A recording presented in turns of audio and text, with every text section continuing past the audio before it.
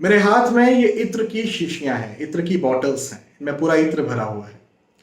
हमारे बड़े बुजुर्गों के द्वारा ये कहा गया है, शास्त्रों में भी ये बातें हैं कि इत्र लगाकर शमशान नहीं जाना चाहिए।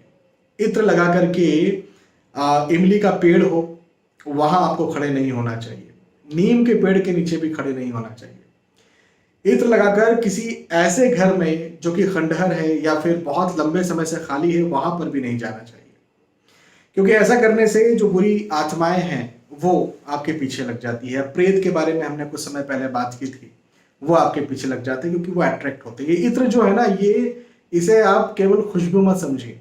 इत्र एक कंपन है। इत्र भौतिक द्रव्य ही नहीं है, इत्र जो है एक आध्यात्मिक द्रव्य भी है। इत्र का अध्यात्म में भी बहुत इस्तेमाल होता है और इत्र का तंत्रों में भी बहुत इस्तेमाल होता है।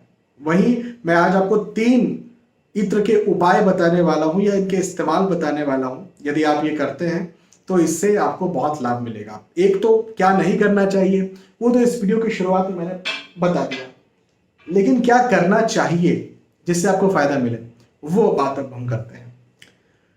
तो इत्र को थोड़ा सा लेकर, जैसे ये है, इसे ओपन किया और अभी तो इसमें ऊपर कैप लगा हुआ है, लेकिन इसे आप किसी शुक्रवार के दिन माता लक्ष्मी जी के मंदिर जाएं या फिर श्री सीताराम जी के मंदिर जाएं या फिर श्री राधा कृष्ण जी के मंदिर जाएं और आपके मन में यदि धन प्राप्ति की इच्छा है, जो कि हर किसी को होती है, या फिर आपके मन में प्रेम प्राप्ति की इच्छा है, जैसे किसी से आप प्रेम करते हैं, उसे पाना चाहते हैं, तो उस मंदिर की चौखट पर, उस मंदिर की दहलीज पर आप खड़े हो जाएं, बाहर की तरफ खड़े होइए और इत्र जो है वो लिया आपने। और इत्र कौन सा होना चाहिए, तो गुलाब का इत्र हो तो ज्यादा सही है।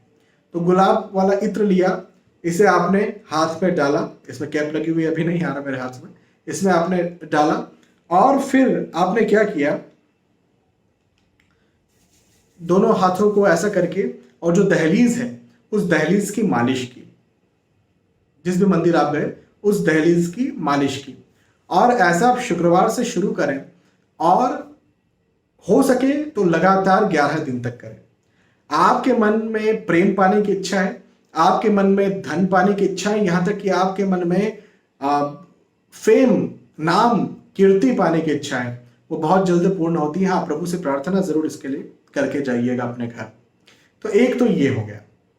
दूसरे नंबर पर ये जो हमारा हाथ है, इस हाथ में, इस हथेली पर, इस जगह को शुक्र पर्वत कहा जाता है। हस्त रेखा विज्ञान होता है, उसमें इसे शुक्र पर्वत कहा जाता है। इत्र लेकर के, वो इत्र फिर कोई सा भी हो सकता है, गुलाब का हो, आपकी जो मर्जी, आपको जो अच्छा लगता हो, उस इत्र को लेकर के और आपने यहां पर लगाना है।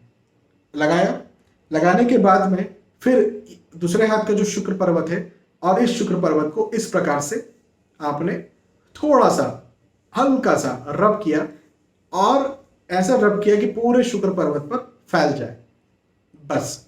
और ऐसा आपको कब करना है, वैसे तो शाम के वक्त किया जाता है 5 बजे के बाद।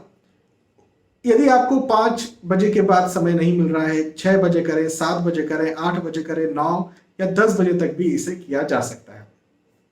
ऐसा करने से क्या होता है, ऐसे करने से शुक्र पर्वत जो है उसे बल मिलता है। शुक्र पर्वत को बल मिलेगा तो क्या होगा, शुक्र मजबूत होंगे। शुक्र मजबूत होंगे तो क्या होगा, आकर्षण बढ़ेगा, आपका अट्रैक्शन बढ़ेगा, आपके पास धन संपत्ति बढ़ेगी, आप बोलने में और ज्यादा माहिर होंगे, आपके अंदर कला आएगी, आप अपने कैरियर में बहुत ज्यादा प्रोग्रेस करेंगे। तो ये दूसरा उपाय जो है ये भी आप करके देख सकते हो। इसे कभी भी किया जा सकता है, इवन रोज किया जा सकता है, कोई इसका दिन नहीं है। और कोई से भी इत्र से किया जा सकता है। इसी इत्र को यदि स्टूडेंट्स के लिए मैं कहूं, पढ़ाई लिखाई में सफलता के लिए, अच्छे अंक लाने के लिए, कोई एग्जाम देने जा रहे हैं वहां पर सफलता के लिए, तो भी इसी प्रकार से करना है। लेकिन अब ये जो इत्र है ये चंदन का हो तो ज्यादा अच्छा है, केसर हो तो और ज्यादा अच्छा है, या फिर नहीं तो फिर गुलाब भी चलेगा। तो ये इत्र जो है उसी प्रकार से श्री गणेश जी के मंदिर जाना है। कब, बुधवार के दिन श्री गणेश जी के मंदिर के पास दहलीज पर, दहलीज के पास आपको खड़े हो जाना है। दहलीज में गणेश मंदिर के बाहर की तरफ खड़े होइएगा, अंदर में। और यदि सामने गणेश जी दिख रहे हैं तो बहुत अच्छी बात है, नहीं दिख रहे तो कोई बात नहीं। इसी प्रकार से आपने इत्र को जो है अपने हाथ में डालना है। हाथ में डाल करके पूरे हाथ में थोड़ा सा, बहुत हल्का सा, बहुत ज़्यादा नहीं, बहुत हल्का सा ऐसा घुमा लेना है ताकि फैल जाएगा। और उसके बाद में वहाँ गणेश मंदिर के दहलीज की मालिश करना है। जितनी देर आप कर सके उतनी देर करें। लकड़ी की दहलीज हो सकती है, पत्थर की हो सकती है, जो भी हो, या कोई मेटल की भी दहलीज हो सकती है, जो भी हो, आपको वहाँ की मालिश करना है। यदि आप स्टूडेंट हैं तो ये उपाय आपके लिए बहुत अच्छा है। ये आपकी बौद्धिक क्षमताओं को बहुत बढ़ाएगा। ये उपाय आप जो एग्जाम देने जा रहे हैं उसमें अंकों को बहुत ज़्यादा बढ़ाएगा। ये उपाय एज ए स्टूडेंट आपकी बहुत प्रोग्रेस करेगा। और यदि आप नौकरी भी कर रहे हैं और किसी प्रकार के एग्जाम देने जा रहे हैं तो भी यदि आप ये करते हैं तो उस एग्जाम में आपको फायदा देखने को मिलेगा। तो ये 3 बातें जो मैंने कही, ये 3 उपाय जो मैंने आपको बताए हैं, ये बहुत महत्वपूर्ण है। और जो सबसे शुरुआत में जो मैंने डोंट बताया, डोंट कहने का मतलब जो नहीं आपको करना चाहिए, उसका भी जरूर ध्यान रखें। बहुत बहुत धन्यवाद। जय श्री सीताराम।